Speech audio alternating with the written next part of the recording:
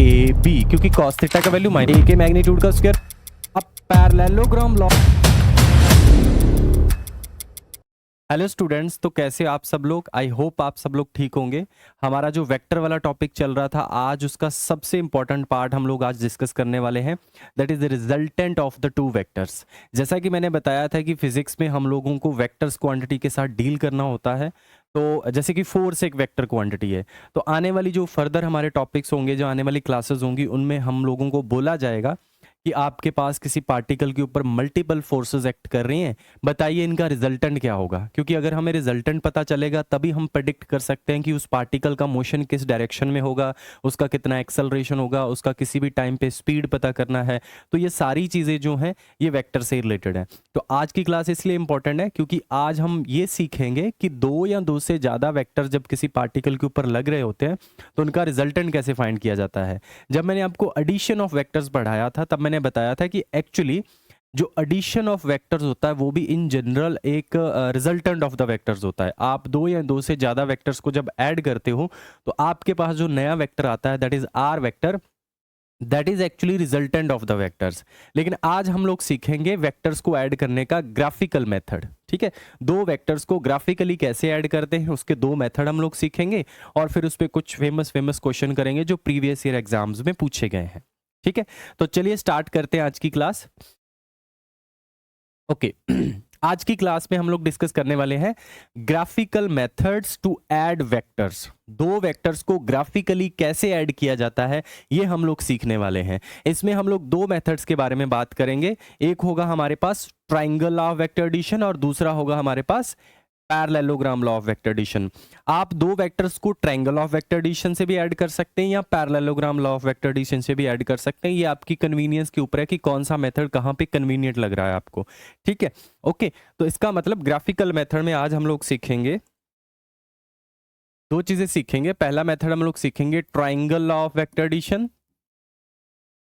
Triangle law of vector addition, और दूसरा method जो हम लोग सीखेंगे that is parallelogram law of vector addition, parallelogram law of vector addition. ठीक है, एक ये मेथड हम लोग आज सीखेंगे। ये मेथड क्या कहता है और दो वेक्टर को ऐड करने से जो नया रिजल्टेंट आता है उसका मैग्नीट्यूड कैसे फाइंड करते हैं और उसका डायरेक्शन कैसे फाइंड करते हैं। हम बिल्कुल उसकी रिग्रेस डेरिवेशन में नहीं जाएंगे, सिंपल फॉर्मूला पे फोकस करेंगे सो दैट कि जो भी कंपिटिटिव एग्जाम में क्वेश्चन आते हैं जैसे जेई या नीट में पूछे जाते हैं उन क्वेश्चंस को प्रैक्टिस करने का ट्राई करेंगे। कुछ सैंपल क्वेश्चन आज करेंगे, बाकी के क्वेश्चन आने वाली क्लासेस में, जिस दिन हमारा पूरा का पूरा क्लास सिर्फ इस चीज पे फोकस्ड होगा कि पीवाई क्यों किए जाएं जेई और नीट के, जो इन वाले टॉपिक से पूछे जाते हैं। बाकी क्वेश्चन हम उन वाली क्लासेस में करेंगे। ठीक है, तो शुरू करते हैं triangle law of vector addition और parallelogram law of vector addition. ठीक है, तो सबसे पहले डिस्कस करते हैं what is triangle law of vector addition. बड़ा सिंपल सा लॉ है, बहुत ही सिंपल है। आपके पास मान लीजिए कोई दो वेक्टर हैं स्पेस के अंदर, स्पेस में, let's say this is let's call this vector to be A vector और एक दूसरा वेक्टर है, let's call this vector to be B vector. ठीक है, तो ट्रायंगल ऑफ वेक्टर एडिशन ये कहता है कि अगर ये दो वेक्टर किसी ट्रायंगल की दो साइड्स को रिप्रेजेंट कर रहे हैं, अगर ये दो वेक्टर किसी ट्रायंगल की दो साइड्स को रिप्रेजेंट कर रहे हैं तो इन दोनों का जो रिजल्टेंट आएगा वो उस ट्रायंगल की तीसरी साइड होगा। बट अभी बात पूरी नहीं हुई है, अभी ध्यान से सुनिए। अभी तक मैंने मोटा मोटा बताया कि अगर ये दो वेक्टर किसी ट्रायंगल की दो साइड्स रिप्रेजेंट कर रहे हैं तो इनका जो रिजल्टेंट होगा वो उसी ट्रायंगल की तीसरी साइड होगा। बट अभी बात इसलिए पूरी नहीं हुई क्योंकि इसमें ये बहुत मैटर करता है कि आप किसके हेड से किसके टेल को ज्वाइन कर रहे हो। ठीक है, तो मैं पूरी बात कंप्लीट करता हूं। आप क्या करेंगे, ऐड कैसे करेंगे, ए वेक्टर को ट्रांसलेट कर लेते हैं लेट्स से यहां पे। अब जब हम किसी वेक्टर को एक जगह से दूसरी जगह ट्रांसलेट कर रहे हैं, सॉरी उसको ट्रांसफर कर रहे हैं, तो हम उस वेक्टर का डायरेक्शन भी चेंज नहीं कर रहे, हम उस वेक्टर का मैग्नीट्यूड भी चेंज नहीं कर रहे। So we have this is A vector. अब ये जो बी वेक्टर है इसको भी एज इट इज उठा के यहां लेके आना है और रखना कहां पे इसको, सो दैट कि बी वेक्टर का जो टेल है वो ए वेक्टर के हेड पे आना चाहिए। तो ए वेक्टर का हेड यहां पे और बी वेक्टर आ जाएगा कुछ यहां पे। ठीक है, अब ध्यान से देखिए ये किसी ट्रायंगल की दो साइड्स की तरह दिख रहा है ना। मेरे पास एक ए वेक्टर था, मेरे पास एक बी वेक्टर था, मैंने ए वेक्टर को ट्रांसफर कर लिया यहाँ पे, बी वेक्टर को एज इट इज, ना उसका मैग्नीट्यूड चेंज किया ना उसका डायरेक्शन चेंज किया, एज इट इज उसको रखा ए के हेड के ऊपर, सो दैट कि बी का टेल ए के हेड पे आए। तो ये जो ऑर्डर बना टेल हेड, ये ध्यान से देखिए, ए वेक्टर का टेल हेड, बी वेक्टर का टेल, उसके बाद उसका हेड, तो ये जो ऑर्डर बना इसको बोल देते हैं सेम ऑर्डर में रखे हुए हैं, यानी जहां पे पहले का हेड खत्म हो रहा है वहीं से दूसरे का टेल स्टार्ट हो रहा है, तो उसको बोल देते हैं सेम ऑर्डर। अब ट्रायंगल ऑफ वेक्टर एडिशन ये कहता है कि इस ट्रायंगल की जो तीसरी साइड, मतलब तीसरी साइड तो यही बनेगी अगर ट्रायंगल कंप्लीट करनी है, तो तीसरी साइड तो हमारे पास ये वाली बनने वाली है। तो ट्राइंगल ऑफ वेक्टर एडिशन ये कहता है कि इन दोनों का जो रिजल्टेंट है वो ये तीसरी साइड है, उसको हम लिख देते हैं आर वेक्टर से is equal to A vector plus B vector, provided कि जो तीसरी साइड है उसका ऑर्डर आपने अपोजिट करना है। कहने का मतलब जैसे इसमें क्या था, ये ए का टेल था, ये हेड था, बी का वहां से टेल स्टार्ट हुआ जहां पे ए का हेड था, लेकिन जो रिजल्टेंट वेक्टर है उसमें ऑर्डर चेंज कर देना है। ऑर्डर कैसे चेंज करना है, जहां पे बी का हेड है वहीं पे आर का हेड आना चाहिए। ठीक है, तो जो कंप्लीट स्टेटमेंट है ट्रायंगल ऑफ वेक्टर एडिशन का वो मैं अभी आपके सामने बोलने जा रहा हूं, आप उसको नोट भी कर सकते हैं अपने नोट्स में। If two vectors represents the two sides of a triangle taken in the same order, ये पहली बात हो गई। If two vectors A vector and B vector represents the two sides of a triangle taken in a same order, then the third side of the triangle taken in opposite order represents the resultant of the two vectors. कौन से vectors, A vector and B vector. इसका मतलब ये जो R आया है ये A vector plus B vector है। अंडरस्टैंड, बहुत ही सिंपल सा लॉ है, बस इसको पहचानना आना चाहिए कि पहचानते कैसे हैं कि जहां पे बी का ए का हेड है वहीं से दूसरे का टेल स्टार्ट हो रहा है, और ये ऑर्डर जरूर देखना आप कि कौन रिजल्टेंट है। इन जनरल आपको डायग्राम दे दिया जाएगा तीन वेक्टर्स का और बोल दिया जाएगा बताओ इनमें से कौन सा रिजल्टेंट है। तो रिजल्टेंट देखने की पहचान ही होती है कि जहां पे आपको अपोजिट ऑर्डर दिख रहा है, जिस भी वेक्टर का अपोजिट ऑर्डर दिख रहा है वही आपके लिए रिजल्टेंट वेक्टर है। जैसे मुझे ये दिख रहा है कि ये अपोजिट ऑर्डर में कनेक्टेड है, ये तो दोनों सेम ऑर्डर में कनेक्टेड है, जहां पे ए का हेड खत्म हो रहा है वहीं से बी का टेल स्टार्ट हो रहा है, ये वाला जो तीसरा है ये अपोजिट ऑर्डर में, तो इसका मतलब यही इनका रिजल्टेंट है। अंडरस्टैंड, ठीक है। तो ये है simply triangle of vector addition. जो अभी मैंने स्टेटमेंट बोला था उसको मैं फिर से रिपीट कर देता हूं अगर आपने लिखा नहीं अभी तक। If two vectors A vector and B vector represents the two sides of a triangle taken in the same order, then the third side of the triangle is the resultant of the vector A vector and B vector but taken in a opposite order. ठीक है, तो ये बड़ा simple सा statement है triangle of vector addition का। इससे हम किन्हीं भी दो वेक्टर्स को ऐड करके उनका रिजल्टेंट फाइंड कर सकते हैं। ठीक है, अंडरस्टैंड। नेक्स्ट आगे बढ़ते हैं। इन्हीं दो वेक्टर्स को मैं एक और लॉ से भी ऐड कर सकता हूं, रिजल्टेंट उसमें भी सेम आएगा। ठीक है, और वो जो दूसरा टेक्निक है that is parallelogram law of vector addition. ठीक है, इसको भी नोट कर लीजिए अपने नोट्स के अंदर। नेक्स्ट है मेरे पास parallelogram law of vector addition. Same वही दो वेक्टर लेता हूं, अब मैं उन्हीं दोनों वेक्टर को parallelogram law of vector addition से ऐड करना चाहता हूं। तो मेरे पास ये रहा ए वेक्टर और ये वही पुराना बी वेक्टर। ठीक है, ये रहा ए वेक्टर, ये रहा बी वेक्टर। अब इन दोनों वेक्टर को parallelogram law of vector addition से कैसे ऐड करता हूं, ठीक है, ये ध्यान से देखिए। तो parallelogram law of vector addition ये कहता है कि आपके पास मान लो कोई दो वेक्टर है, लेट्स से ए वेक्टर और एक दूसरा वेक्टर है लेट्स से बी वेक्टर। अब थोड़ा सा ध्यान देना है, हम बनाना चाहते हैं पैरेललोग्राम, और पैरेललोग्राम के लिए हमें मिनिमम दो साइड्स चाहिए, बाकी हम ट्रांसलेट कर लेंगे। ठीक है, नेक्स्ट मेरे पास है यहां पे एक है बी वेक्टर और यहां पे है ए वेक्टर। ठीक है, इनको ज्वाइन ऐसे करना, मैंने बोला था कि ना तो बी का मैग्नीट्यूड चेंज करना ना डायरेक्शन चेंज करनी, एज इट इज उठा के यहां रख देना। अब देखिए बी का और ए का टेल मैच कर रहा है, तो ये दोनों का बन गया कॉमन पॉइंट। बी का और ए का टेल मैंने मैच करवाया और ये बन गया दोनों का कॉमन पॉइंट।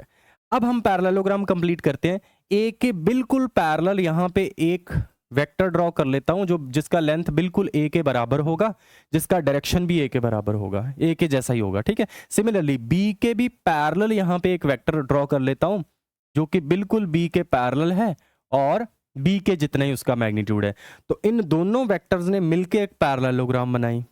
अब parallelogram law of vector addition ये कहता है कि अगर कोई दो वेक्टर किसी पैरेललोग्राम की दो एडजेसेंट साइड्स को रिप्रेजेंट कर रहे हैं, देन उस पैरेललोग्राम का जो डायगनल है वो इन दोनों का रिजल्टेंट होगा।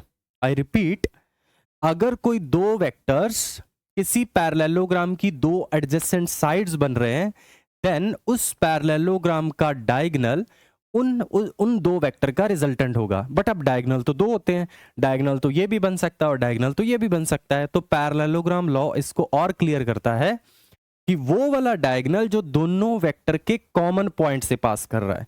तो ये वेक्टर है, ये वेक्टर, इनका कॉमन पॉइंट ये रहा, तो इस कॉमन पॉइंट से जो वेक्टर पास होगा वही इन दोनों का रिजल्टेंट होगा। So we have this is R vector is equal to A vector plus B vector. Understand? तो आप चाहे पीछे वाला एक्सप्रेशन देखिए, पीछे वाला डायग्राम, उसमें मैंने इन्हीं दो वेक्टर्स को ट्रायंगल ऑफ वेक्टर एडिशन से ऐड किया था, उन्हीं दो वेक्टर्स को अब मैंने parallelogram law of vector addition से ऐड किया है। तो क्या रिजल्टेंट का डायरेक्शन में कुछ फर्क पड़ा? अगर थोड़ा सा ग्राफिकली भी कंपेयर करेंगे आप, तो आपको दिखेगा वहां पे भी रिजल्टेंट बिल्कुल ऐसे ही आया था और यहां पे भी रिजल्टेंट बिल्कुल ऐसे ही आ रहा है ना? तो चाहे आप दो वेक्टर को पैरेललोग्राम से लॉ से ऐड कर लीजिए, चाहे आप दो वेक्टर को ट्रायंगल ऑफ वेक्टर एडिशन से ऐड कर लीजिए, आपके पास रिजल्टेंट सेम आएगा, सेम डायरेक्शन आएगी, सेम मैग्नीट्यूड आएगा। ठीक है, ये हमारी कन्वीनियंस के ऊपर है कि कहीं कहीं पे पैरेललोग्राम लॉ हमारी ज्यादा हेल्प करता है, कहीं कहीं पे हम दो वेक्टर्स को ट्रायंगल ऑफ वेक्टर एडिशन से ऐड कर लेते हैं। ठीक है, तो ग्राफिकली क्या कहानी है वो मुझे लगता है आपको क्लियर होगी। Parallelogram law of vector addition का डेफिनेशन मैं फिर से रिपीट कर देता हूं अगर आपने नोट्स में नोट नहीं किया। सो डेफिनेशन ये कहता है, if two vectors represents the two adjacent sides of a parallelogram, then the diagonal of the parallelogram passing through the common points of the two vector represents the resultant of the two vector। ये simple mathematical जो इसका definition है। ठीक है, ये definition आप note कर लेंगे, ये डायग्राम बना लेंगे। ओके, बस इतना ही है। ये जो दोनों लॉज हैं इनका डेफिनेशन पूछा जाता है और ग्राफ से आप इसको बना के दिखा सकते हैं। अगली जो चीज पूछी जाती है वो पूछा जाता है कि ठीक है, रिजल्टेंट आ गया, इस रिजल्टेंट का मैग्नीट्यूड कितना होगा, इस रिजल्टेंट का डायरेक्शन क्या होगा। रिजल्टेंट का मैग्नीट्यूड मतलब अगर मैं ए का मैग्नीट्यूड बता दूं, बी का मैग्नीट्यूड बता दूं, तो इस रिजल्टेंट का मैग्नीट्यूड कितना होगा। या फिर मैं आपको ए के बीच में और बी के बीच में थीटा बता दूं, तो रिजल्टेंट वेक्टर जो वो ए के साथ कितना एंगल बनाएगा या बी के साथ कितना एंगल बनाएगा। ऐसे ऐसी वाले क्वेश्चंस आपसे पूछे जा सकते हैं। ठीक है, तो हम आगे बढ़ते हैं। ये जो रिजल्टेंट आया, अब बात करते हैं इसका मैग्नीट्यूड क्या होता है, फिर आगे बात करेंगे कि इसका डायरेक्शन कैसे पता करते हैं। ठीक है, ओके, नेक्स्ट बढ़ते हैं हम लोग। नेक्स्ट है मेरे पास मैग्नीट्यूड ऑफ रिजल्टेंट। तो मेरे पास ये जो रिजल्टेंट वेक्टर आर वेक्टर आया, which is R vector is equal to A vector plus B vector. अब मुझसे पूछा जा रहा है कि इस रिजल्टेंट वेक्टर का मैग्नीट्यूड क्या होगा। तो हम पूरे डेरिवेशन में नहीं जा रहे, हम सीधा लिख रहे हैं रिजल्टेंट वेक्टर का जो मैग्नीट्यूड है that is equal to square root A के मैग्नीट्यूड का स्क्वायर प्लस बी के मैग्नीट्यूड का square plus 2 times of A का मैग्नीट्यूड, बी का magnitude into cos theta. This is important relation जो हम अभी क्वेश्चंस में सब जगह यही फॉर्मूला बार बार यूज करेंगे। ठीक है, अगर आपको ए का मैग्नीट्यूड पता है, बी का मैग्नीट्यूड पता है और दोनों के बीच में एंगल पता है, तो आप रिजल्टेंट वेक्टर का मैग्नीट्यूड लिख सकते हैं यूजिंग दिस फॉर्मूला। ठीक है, ए के मैग्नीट्यूड का स्क्वायर प्लस बी के मैग्नीट्यूड का square plus 2ab cos theta. और अगर आप मैग्नीट्यूड को सिंपल ए से रिप्रेजेंट कर रहे हैं तो यही फॉर्मूला बन जाएगा आपके पास, r is equal to square root A square plus B square plus 2ab cos theta. Understand? तो ये बड़ा सिंपलेस्ट सा फॉर्मूला है, इसको हम प्रूव भी कर सकते हैं, ज्योमेट्री की हेल्प से ये फॉर्मूला प्रूव भी किया जा सकता है। चाहे आप ट्रायंगल लॉ का यूज करके इसको प्रूव कर लीजिए, चाहे आप पैरेललोग्राम लॉ का यूज करके इसको प्रूव कर लीजिए। ठीक है, लेकिन हम सीधा फॉर्मूला पे फोकस करते हैं और सीधा क्वेश्चंस पे आते हैं कि क्वेश्चन कैसे इस वाले पर्टिकुलर फॉर्मूला से किए जा सकते हैं। ठीक है, अंडरस्टैंड? एक बार फॉर्मूला देख लीजिए, इसमें कोई कंफ्यूजन ना रहे आपको कि ये ए क्या है, बी क्या है, यहाँ पे थीटा क्या है। ध्यान दीजिए, थीटा ए और बी के बीच का एंगल है। तो मैं यहाँ पे नीचे मेंशन भी कर लेता हूं, where theta is the angle, theta is the angle between A vector and B vector. A और बी के बीच का जो एंगल है उसको हमने थीटा बोला है। ठीक है, अभी रिजल्टेंट वेक्टर किसी के साथ कितना एंगल बनाएगा वो हमारा अगला काम है। ठीक है, आगे बढ़ते हैं। नेक्स्ट आगे बढ़ते हैं। नेक्स्ट है मेरे पास डायरेक्शन ऑफ रिजल्टेंट। जैसा अभी मैंने बोला कि अभी तक हमें उस रिजल्टेंट का मैग्नीट्यूड पता चला है कि मैग्नीट्यूड कैसे निकालेंगे। नेक्स्ट टास्क है हमारे पास how to find the direction of resultant. देखो किसी भी वेक्टर की जब डायरेक्शन पूछी जाती है ना, तो एक्चुअली आपसे उसका एंगल पूछा जाता है किसी ना किसी एक्सिस के साथ या किसी ना किसी वेक्टर के साथ, और यहाँ पे रिजल्टेंट ए और बी का है। तो अगर मैं ये बता दूं कि रिजल्टेंट ए के साथ कितना एंगल बना रहा है या रिजल्टेंट बी के साथ कितना एंगल बना रहा है, तो मैंने मतलब डायरेक्शन में फिक्स कर दी उसकी कि हाँ इतने एंगल पे रहेगा तो इसकी डायरेक्शन इस तरफ होगी। ठीक है, तो थीटा मतलब डायरेक्शन। आप जब भी किसी वेक्टर का थीटा देख लेते हैं ना कि एक्स एक्सिस के साथ कितना एंगल है या वाई एक्सिस के साथ कितना एंगल है या जेड एक्सिस के साथ कितना एंगल है, तो एक्चुअली आपको उसका डायरेक्शन भी पता चल जाता है। तो इन जनरल हम ये जानना चाह रहे हैं कि जो रिजल्टेंट वेक्टर आर वेक्टर है वो ए के साथ कितना एंगल बना रहा है या बी के साथ कितना एंगल बना रहा है। ठीक है, तो मान लेते हैं कि मान लीजिए ये मेरे पास ए वेक्टर है और पैरेललोग्राम लॉ वाला डायग्राम मैं दोबारा से कंसीडर कर रहा हूं। ये मेरे पास एक बी वेक्टर है और दोनों का रिजल्टेंट हमें पता है क्या आता है, ये वाला डायगोनल है ना, जो कि दोनों के कॉमन पॉइंट में से पास कर रहा होता है। ठीक है, इस रिजल्टेंट का मैग्नीट्यूड कैसे निकालते हैं अभी पीछे सीख लिया। अब इस रिजल्टेंट का एंगल जानना चाहते हैं। मान लो ए और बी के बीच में जो टोटल एंगल है वो तो थीटा है। रिजल्टेंट वेक्टर मान लो ए के साथ एंगल बना रहा है अल्फा और बी के साथ एंगल बना रहा है मान लो बीटा। ये मेरी असम्पशन है कि tan अल्फा और tan बीटा मैं निकालना चाह रहा हूं। ठीक है, ये अल्फा जानना चाह रहा हूं, तो फॉर्मूला ये कहता है कि tan alpha is equal to, जिसके साथ आप एंगल जानना चाहते हैं, जैसे ए के साथ एंगल जानना चाहते हैं तो ए को लिखेंगे यहां पे प्लस बी कॉस थीटा, यहां पे आ जाएगा B sine theta. This is the very simplest formula, आप इसको भी याद रखेंगे, क्वेश्चंस में काफी यूज होगा कि रिजल्टेंट का एंगल अगर किसी के साथ जानना है, ए वेक्टर के साथ जानना है या बी वेक्टर के साथ जानना है। पहले हमने सीखा है अभी ए के साथ जो एंगल होगा, जिसके साथ एंगल है उसको यहां डिनोमिनेटर में रखेंगे प्लस बी का कॉस वाला कंपोनेंट प्लस बी का ऊपर आ जाएगा साइन वाला कंपोनेंट। सिमिलरली tan बीटा अगर मुझे जानना है, tan बीटा का मतलब रिजल्टेंट वेक्टर का बी के साथ एंगल जानना। तो मैंने जैसे अभी बताया था कि जिसके साथ एंगल पता करना है, जैसे मान लो अभी मुझे बी के साथ पता करना है, तो बी को रखेंगे यहां पे प्लस ए कॉस थीटा और यहां पे आ जाएगा ए साइन थीटा। ठीक है, बहुत ही आसान सा फॉर्मूला ये भी। किसी भी वेक्टर का किसी भी रिजल्टेंट का किसी भी वेक्टर के साथ अगर एंगल जानना, तो ये दो फॉर्मूलाज हैं, क्योंकि दो ही वेक्टर का हम रिजल्टेंट यहाँ पे सीख रहे हैं फाइंड करना, तो इस तरीके से हम अल्फा और बीटा पता कर सकते हैं। ठीक है, एक बार दोनों फॉर्मूलाज नोट कर लीजिए और इनमें अच्छे से क्लियर कर लीजिए कि यहाँ पे थीटा क्या है, अल्फा क्या है। Alpha is the angle made by the resultant with A vector, beta is the angle made by the resultant vector with B vector, and theta is the angle between A and B. वो जो actual दो vector A vector और B vector है उनके बीच का ये जो angle है वो थीटा है, और अल्फा हम फाइंड करना चाहते हैं, तो क्योंकि अल्फा वो एंगल है जो रिजल्टेंट बना रहा है ए के साथ और बीटा वो एंगल है जो रिजल्टेंट बना रहा है बी के साथ। ठीक है, ओके, एक बार देख लीजिए दोनों फॉर्मूलाज को, फिर आगे बढ़ते हैं क्वेश्चंस पे आएंगे नेक्स्ट। लेकिन उससे पहले एक दो चीजें और इसमें मैं ऐड कर देता हूं। जो मैंने अभी रिजल्टेंट का फॉर्मूला लिखा था, square root A square plus B square plus 2ab cos theta. ठीक है, ये अभी मैंने फॉर्मूला लिखा था। अब ध्यान से इस फॉर्मूले को दोबारा देखिए। दो वेक्टर का रिजल्टेंट ए के मैग्नीट्यूड बी के मैग्नीट्यूड और उनके बीच में एंगल पे डिपेंड कर रहा है ना। अब मान लो ए का मैग्नीट्यूड है वो भी फिक्स है, बी का मैग्नीट्यूड भी फिक्स है। दोनों का रिजल्टेंट मैक्सिमम कब हो सकता है और दोनों का रिजल्टेंट मिनिमम कब हो सकता है। पहले मैक्सिमम वाली बात करते हैं। मान लो ए कोई वेक्टर है, बी कोई वेक्टर है, दोनों का रिजल्टेंट मैक्सिमम कब आ सकता है, जब कॉस थीटा मैक्सिमम हो जाए। और कॉस थीटा का मैक्सिमम वैल्यू कितना होता है, यानी कि when cos theta is equal to +1। जब कॉस थीटा का वैल्यू +1 होगा तो उस सिचुएशन में रिजल्टेंट क्या आएगा, मैक्सिमम। निकालते हैं मैक्सिमम, रिजल्टेंट कितना आ जाएगा, स्क्वायर रूट, यहां आ जाएगा A square plus B square plus 2ab, और कॉस थीटा का वैल्यू मैंने +1 कर दिया। अच्छा, कॉस थीटा का वैल्यू +1 होने का मतलब है थीटा का वैल्यू कितना है, 0 डिग्री।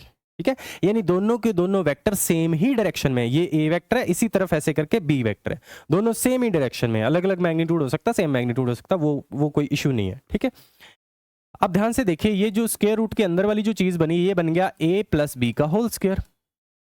ठीक है, इससे इसको कट करेंगे तो मेरे पास मैक्सिमम रिजल्टेंट का जो मैक्सिमम वैल्यू है वो कितना हो सकता है, a वेक्टर का मैग्नीट्यूड प्लस b वेक्टर का मैग्नीट्यूड। ठीक है, रिमेंबर दिस फॉर्मूला कि दो वेक्टर का मैक्सिमम वैल्यू या दो वेक्टर का रिजल्टेंट मैक्सिमम कब आता है, जब दोनों के दोनों वेक्टर सेम ही डायरेक्शन में होते हैं, यानी दोनों के बीच का एंगल कितना होता है, 0 डिग्री। अब दो वेक्टर का रिजल्टेंट मिनिमम भी निकालते हैं कि मिनिमम कब होगा। देखो मिनिमम तब होगा जब cos थीटा मिनिमम होगा, और cos थीटा का मिनिमम वैल्यू कितना होता है, -1। ठीक है, तो नेक्स्ट करते हैं, when cos theta is equal to -1, और cos थीटा का वैल्यू -1 मतलब थीटा का वैल्यू 180 डिग्री। इसका मतलब ए वेक्टर इस तरफ है और बी वेक्टर इस तरफ है, दोनों के बीच में एंगल कितना हो गया, 180 का। तो इस सिचुएशन में हम लोग बोलेंगे रिजल्टेंट आएगा मिनिमम, कितना आएगा, square root A square plus B square minus 2ab, क्योंकि cos थीटा का वैल्यू -1 था तो इस प्लस को उसने माइनस बना दिया। So we get square root, ये बन जाएगा a माइनस बी का होल स्क्वायर, स्क्वायर से इसको कट करेंगे तो r मिनिमम आ जाएगा।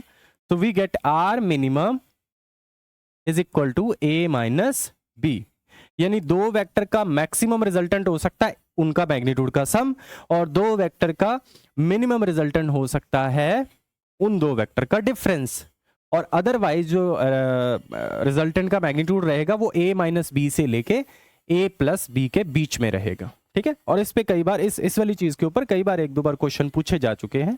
आप इस चीज को माइंड में रखेंगे कि मैक्सिमम रिजल्टेंट कितना हो सकता है, मिनिमम रिजल्टेंट कितना हो सकता है, बाकी की जो वैल्यूज होंगी इसी के बीच में लाई करने वाली है। ठीक है, अंडरस्टैंड।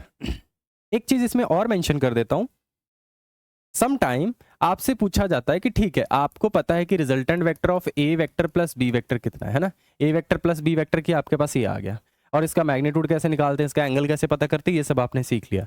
अब कभी कभी वो बोलता है resultant vector of A vector minus B vector. ठीक है, ये कुछ नहीं है, ये सिंपली ये है A vector plus of minus B vector, यानी कि A vector plus B vector का रिजल्टेंट आपने ये फाइंड कर लिया। आप हमें ये बताइए A vector plus minus B vector का रिजल्टेंट क्या होगा। तो इसका भी बहुत ही सिंपलेस्ट सा फॉर्मूला है, आर वेक्टर का magnitude is equal to square root A square, A का मैग्नीट्यूड प्लस बी का magnitude minus 2ab cos theta. ठीक है, देखो यहां पे तो एक्चुअल जो फॉर्मूला था, जैसे मैंने इसका लिखा था रिजल्टेंट का magnitude square root A square plus B square plus 2ab cos theta. देखो यहां पे तो इसका a का मैग्नीट्यूड आ रहा है, b का मैग्नीट्यूड आ रहा है, यहां पे भी a का मैग्नीट्यूड, b का मैग्नीट्यूड। तो अगर आप b को माइनस बी भी यहां पे पुट करेंगे, जैसे फॉर एग्जांपल यहां पे मैंने पुट किया a का मैग्नीट्यूड, यहां पुट करूंगा माइनस बी वेक्टर का मैग्नीट्यूड, मैग्नीट्यूड तो पॉजिटिव आता है, यहां पे भी माइनस बी का मैग्नीट्यूड, वो तो पॉजिटिव आता है। लेकिन अगर a और b के बीच में एंगल थीटा है तो a और माइनस बी के बीच में कितना एंगल होगा, 180 माइनस थीटा। तो जैसे ही मैंने cos थीटा की जगह 180 माइनस थीटा रखा, and cos 180 minus theta is minus cos theta, तो उसकी वजह से यहां पे माइनस अपीयर हुआ है। ठीक है, तो remember this formula as well, कि अगर आपके पास आपको बोला जाए a माइनस बी का रिजल्टेंट कितना होगा या a माइनस बी का रिजल्टेंट का मैग्नीट्यूड कितना होगा, तो फिर आप यहां पे एक माइनस साइन लेके चलेंगे। ठीक है, और अगर a प्लस बी का तो यहां पे एक प्लस का साइन आएगा, बाकी ऑलमोस्ट फॉर्मूला सेम रहेगा और कहीं साइन की दिक्कत नहीं है। ठीक है, इस पे क्वेश्चन भी करेंगे, काफी अच्छा क्वेश्चन पूछा गया पहले एग्जाम में। तो आपको पता होना चाहिए कि a प्लस बी का रिजल्टेंट मतलब प्लस 2ab cos थीटा, और a माइनस बी के रिजल्टेंट का मतलब है कि अब हम देख रहे हैं a का एंगल माइनस बी के साथ, तो अगर a का b के साथ एंगल थीटा है तो a का माइनस बी के साथ कितना होगा, 180 माइनस थीटा। डायग्राम से भी देख लेते हैं, जैसे फॉर एग्जाम्पल मान लो मेरे पास ये एक a वेक्टर है, ठीक है, और ये एक b वेक्टर है, दोनों के बीच में एंगल है थीटा। अब जब मैं माइनस बी वेक्टर बोल रहा हूं तो एक्चुअली मैं बी वेक्टर को ही पीछे लेके जा रहा हूं ना, ये तो होगा माइनस बी वेक्टर। इसका ए के साथ एंगल देखिए कितना है, ये वाला एंगल कितना है, 180 माइनस थीटा। और जब आप फाइंड कर रहे हैं R vector is equal to A minus B, तो एक्चुअली आप ये इसका और इसका रिजल्टेंट फाइंड कर रहे हैं। ठीक है, तो अब फिर से बोल देंगे कि ये दोनों किसी पैरेललोग्राम की साइड हैं और इनका जो डायगोनल होगा वो हमारे लिए इन दोनों का रिजल्टेंट होगा। अंडरस्टैंड। तो रिजल्टेंट के अंदर जितना इनपुट हमने डालना था वो डाल लिया है, जो फॉर्मूलाज रिक्वायर्ड थे वो भी हमने जान लिए हैं। ठीक है, जितनी टैक्टिक इसमें चाहिए थी वो हमने सीख ली हैं। अब इनको अप्लाई करते हैं क्वेश्चंस के ऊपर और देखते हैं कि हम अप्लाई कर पा रहे हैं या नहीं कर पा रहे। आप वीडियो को पॉज करके पहले उस क्वेश्चन को खुद से प्रैक्टिस करने का ट्राई करेंगे और एट द एंड जब आपका आंसर आ जाएगा फिर आप दोबारा से प्ले करके उसको देख सकते हैं। ठीक है, तो शुरू करते हैं। 4 से 5 क्वेश्चन मैंने इसके अंदर ऐड किए हैं। First question, very easy question. First question, read the question carefully. I always मैं हमेशा बच्चों को यही बात कहता हूं कि अगर आप क्वेश्चन को बहुत अच्छे से पढ़ लेते हैं तो half of the job is done. Question आपको आधा क्वेश्चन खुद ही सॉल्व करके देता है। ठीक है, तो आप एक बार क्वेश्चन को ध्यान से पढ़िए, लाइन बाय लाइन पढ़िए, और 2-3 बार पढ़ने से अच्छा है कि पहली लाइन पढ़िए, जो इन्फॉर्मेशन दे रखी है उसको लिखते जाइए। क्या कह रहा है? 2 forces of magnitude 5 Newton and 7 Newton. मतलब यहां से सॉल्व करना स्टार्ट करते हैं। क्या सबसे पहले मुझे क्या मिला कि एक F1 है जिसका मैग्नीट्यूड 5 न्यूटन है, एक F2 है जिसका मैग्नीट्यूड 7 न्यूटन है। अगली लाइन से क्या पता चल रहा है? Act on a particle with an angle of 60 degree. मतलब F1 और F2 के बीच का एंगल कितना हो गया? थीटा भी मिल गया भाई, 60 डिग्री। अगला क्या पूछ रहा है? Between them find the resultant. बहुत ही आसान क्वेश्चन है, सीधा फॉर्मूला बेस्ड क्वेश्चन है। कह रहा है दोनों का जो रिजल्टेंट आएगा दोनों फोर्सेस का वो पता करिए। तो रिजल्टेंट का मैग्नीट्यूड क्या होता है? F1 का स्क्वायर प्लस F2 का square plus 2F1 F2 cos theta, जो कि है 60। मैंने सीधा ही पुट कर दिया, इज इक्वल टू, यहाँ पे F1 का वैल्यू पुट कर दीजिए, कितना है? 5 का स्क्वायर 25 प्लस F2 कितना है? 7 का square 49 plus 2 times of F1 F2 है ना, तो ये बन जाएगा 2 इंटू 5 इंटू 7 इंटू cos 60 का वैल्यू होता है 1/2। ये वाला 2 इस वाले 2 से कट गया। ठीक है, यहाँ पे आ जाएगा मेरे पास रिजल्टेंट का मैग्नीट्यूड। और देखते हैं कि क्या आ रहा है। यहाँ से बन गया 35, यहाँ पे है 25, तो ये बन जाएगा 60 प्लस 49 है ना। तो नेक्स्ट मेरे पास बनेगा रिजल्टेंट का मैग्नीट्यूड आ जाएगा square root 60 plus 49 which is equal to square root 109 newton. बहुत आसान क्वेश्चन था, सीधा फॉर्मूला बेस्ड था। ये क्वेश्चन मैंने डाला ही इसलिए था सो दैट कि आपको एक्चुअली ये पता चल जाए कि स्टेटमेंट पढ़ के उसमें से क्या कौन सी क्वांटिटी किस चीज को रिप्रेजेंट कर रही है और उसको फॉर्मूला में अप्लाई कैसे करना है। ठीक है, ओके, नेक्स्ट बढ़ते हैं नेक्स्ट क्वेश्चन पे। नेक्स्ट क्वेश्चन है हमारे पास, नेक्स्ट क्वेश्चन पढ़िए। कह रहा है 2 equal forces have their resultant equal to either. This is a very beautiful question. कह रहा है 2 इक्वल फोर्सेस है, मतलब दोनों का मैग्नीट्यूड बराबर है, and have their resultant equal to either, और उनका जो रिजल्टेंट है उन्हीं में से किसी एक के बराबर है। एक F1 है एक F2 है, दोनों का मैग्नीट्यूड बराबर है, दैट इज F, और उनका रिजल्टेंट भी कितना है? उन्हीं में से एक है, दैट मीन्स कि F है। ठीक है, what is the inclination between them, यानी दोनों के बीच में आपसे थीटा पूछ लिया है। एक बार वीडियो को पॉज करके खुद से ट्राई करिए, मैं इसको प्रोसीड कर रहा हूं। इस क्वेश्चन में वो कह रहा है आपके पास 2 फोर्सेस हैं, F1 और दूसरी फोर्स है F2, और दोनों का मैग्नीट्यूड है F। ठीक है, क्योंकि इक्वल फोर्सेस बोल दिया ना उसने। अगली चीज में कह रहा है and their resultant equal to either, और उनका जो रिजल्टेंट है वो भी उनमें से किसी एक के बराबर है, F1 के या F2 के, और F1 F2 किसके बराबर है? F के बराबर है। ठीक है, मतलब रिजल्टेंट भी F है, दोनों फोर्सेस भी F मैग्नीट्यूड की हैं, और हमसे पूछ रहा है थीटा। करते हैं इस क्वेश्चन को, रिजल्टेंट वाला फॉर्मूला लगाते हैं। Resultant is equal to square root F1 का स्क्वायर प्लस F2 का square plus 2F1 F2 cos theta, जो कि मुझे पता करना है ना। अब पुट कर दीजिए, F1 का वैल्यू भी F पुट कर दीजिए, F2 का वैल्यू भी F पुट कर दीजिए, यहाँ पे भी F, यहाँ पे भी F, और रिजल्टेंट का वैल्यू भी F पुट कर दीजिए क्योंकि उसने बोल दिया है। So F is equal to square root, ये बन जाएगा F का स्क्वायर, ये भी बन जाएगा F का स्क्वायर, ये बन जाएगा 2F का स्क्वायर इंटू cos थीटा। ठीक है, यहां तक देख लीजिए एक बार। अब मैं दोनों साइड स्क्वेयरिंग करके स्क्वायर रूट को गायब कर दूंगा। तो नेक्स्ट जो मेरे पास स्टेप बनेगा that is F square is equal to 2F square plus 2F square cos theta. यहां से हम लोग 2F स्क्वायर कॉमन ले सकते हैं, तो मेरे पास बनेगा 2F स्क्वायर, यहां बच जाएगा 1 प्लस cos थीटा।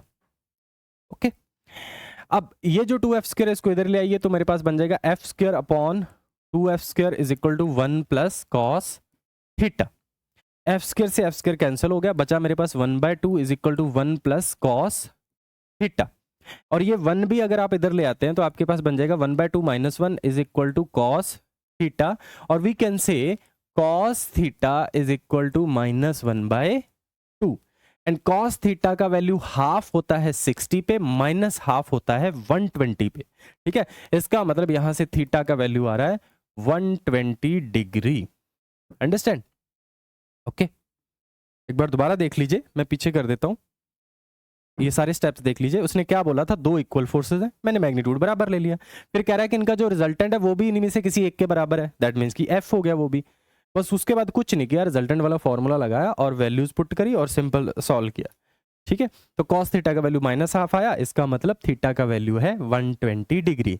और ये बड़ा इंपॉर्टेंट एप्लीकेशन हम जब देखते हैं ग्रेविटेशनल फोर्सेस वाले चैप्टर में, ग्रेविटेशन वाले चैप्टर में, या उसके बाद क्लास 12th में जब हम लोग इलेक्ट्रोस्टैटिक फोर्स निकालते हैं, और हम लोग क्या करते हैं, ट्रायंगल के सेंट्रॉइड पे एक चार्ज रख देते हैं, या ट्रायंगल के सेंट्रॉइड पे एक मास रख दिया और उसके ऊपर रिजल्टेंट फोर्स निकालने का ट्राई करते हैं, तब एक्चुअली ये वाली चीज वहां पे यूज होती है कि अगर दो forces of equal magnitude 120 degree पे लग रही हैं तो उन्हीं में से एक रिजल्टेंट होगा। ठीक है, आप वहां पे देखेंगे इसको जब हम ग्रेविटेशन पढ़ेंगे, या क्लास 12th में जब आप इलेक्ट्रोस्टैटिक पढ़ेंगे, तब इस चीज का वहां पे आपको रिफ्लेक्शन मिलेगा, ये जो चीज अभी हमने पढ़ी है। ठीक है, नेक्स्ट बढ़ते हैं नेक्स्ट क्वेश्चन पे। नेक्स्ट क्वेश्चन है मेरे पास, two forces whose magnitude are in the ratio 3:5 give a resultant of 35 newton, give a resultant of 35 newton if the angle of inclination be 60 degree, calculate the magnitude of each force. ठीक है, यानी दो forces unknown है कि कितनी कितनी है, लेकिन उनका जो भी मैग्नीट्यूड है उनका रेशियो दे रखा है 3:5। तो जो उसने बोला पहले वो नोट करते हैं सॉल्यूशन में। वो कह रहा है दो फोर्सेस हैं F1 और F2, पता नहीं कितनी कितनी है, लेकिन इनका रेशियो पता है कि 3:5 है। ठीक है, अच्छा, जब भी इस तरीके से दो फोर्सेस का रेशियो दिया होता है तो मतलब फोर्सेस पता नहीं क्या है, लेकिन उनको कट करने के बाद रेशियो इतना बन रहा है, तो मैं मान लेता हूं कि मैं इसको भी किसी के से मल्टीप्लाई करता हूं और इसको भी किसी के से मल्टीप्लाई कर लेता हूं, और मान लेता हूं कि जो पहली फोर्स है वो 3K है, दूसरी फोर्स कितनी है 5K। तभी तो कॉमन फैक्टर इनका के नाम का कॉमन फैक्टर कट हुआ होगा, तभी इनका रेशियो 3:5 आया होगा, है ना। तो मैं अपनी तरफ से अज्यूम कर लेता हूं कि वो जो कॉमन फैक्टर कट हुआ है एक्चुअली वो K है।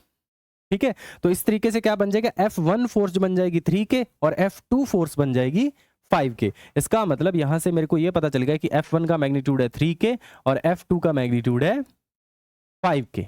ठीक है, और उनका रिजल्टेंट मतलब आर वेक्टर भी उसने दे दिया कितना 35 न्यूटन, और थीटा का वैल्यू भी दे दिया 60 डिग्री।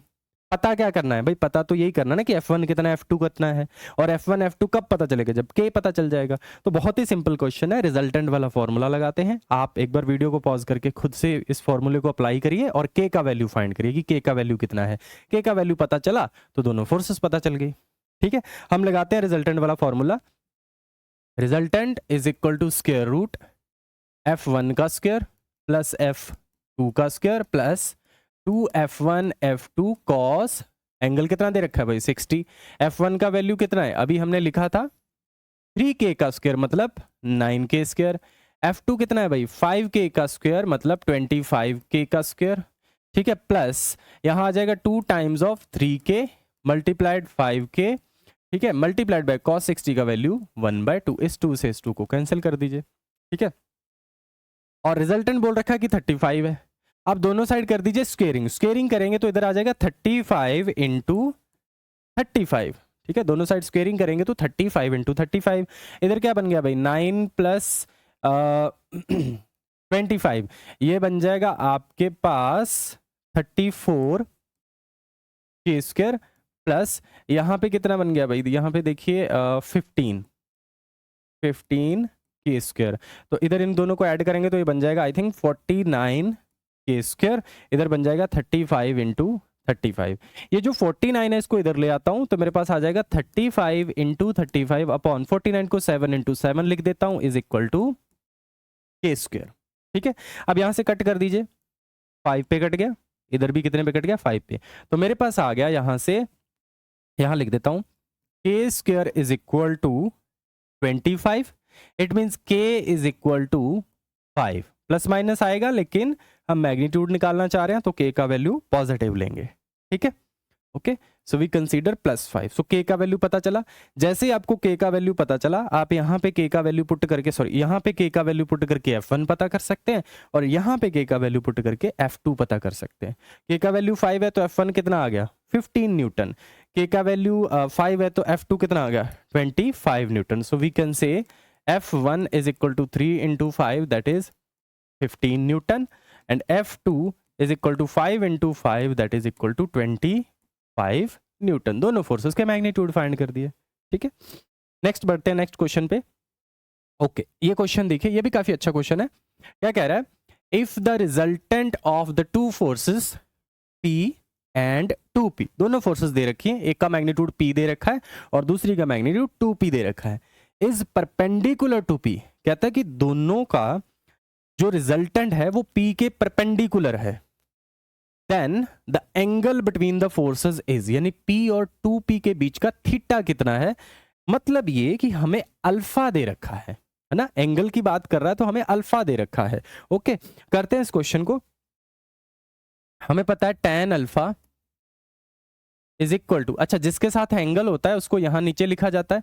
आप देखिए क्वेश्चन को पढ़ लीजिए दोबारा से। उसने कहा if the resultant of two forces P and 2P is perpendicular to P, यानी कि वो जो रिजल्टेंट है वो P के परपेंडिकुलर है, P के परपेंडिकुलर है। ठीक है, तो इसका मतलब जिसके साथ एंगल दिया हुआ है उसको लिखेंगे यहाँ पे, प्लस दूसरी वाली को लिखेंगे यहाँ पे, थीटा हम जानना चाह रहे हैं, यहाँ पे आ जाएगा 2P साइन थीटा।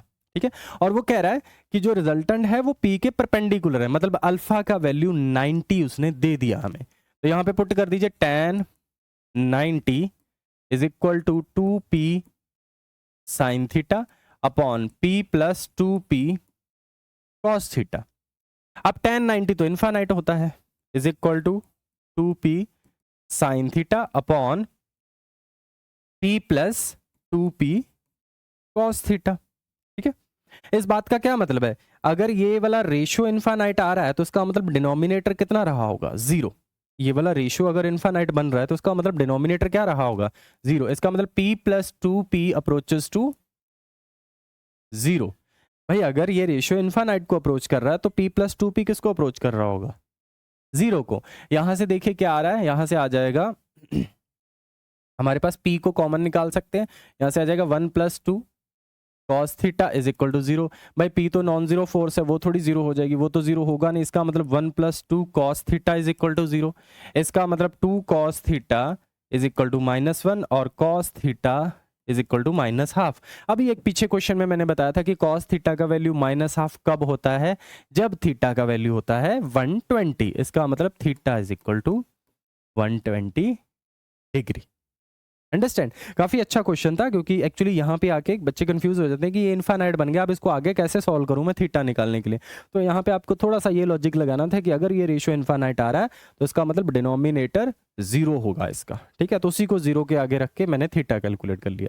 ठीक है, अच्छा इसको डायग्रामेटिकली देखेंगे तो ये कुछ ऐसा सा दिखेगा कि इस साइड है लेट से P वेक्टर और इस साइड यानी 120 पे होगा 2P वेक्टर, और जो रिजल्टेंट है वो P के साथ, जो रिजल्टेंट है ये मान लो इनका रिजल्टेंट है और वो P के परपेंडिकुलर है, तो दोनों के बीच में ये जो एंगल है दिस इज 120। तो ये डायग्राम से देखेंगे तो कुछ ऐसा सा दिखेगा ये। अंडरस्टैंड, चलिए नेक्स्ट बढ़ते हैं। लास्ट क्वेश्चन है क्वेश्चन नंबर 5। ये भी काफी अच्छा क्वेश्चन है और कई बार पूछा गया है एग्जाम में। क्या कहना चाह रहा है कि अगर magnitude of A vector plus B vector is equal to magnitude of A minus B, then the angle between A and B। तो अभी आप याद करिए, मैंने बताया था A vector plus B vector का रिजल्टेंट R वेक्टर है, A vector minus B vector का मान लो कुछ रिजल्टेंट है लेट से R डैश वेक्टर, उसका जो मैग्नीट्यूड उस पे उसके मैग्नीट्यूड का फॉर्मूला लगा देते हैं, है ना। तो बड़ा आसान सा क्वेश्चन है, करते हैं इसको।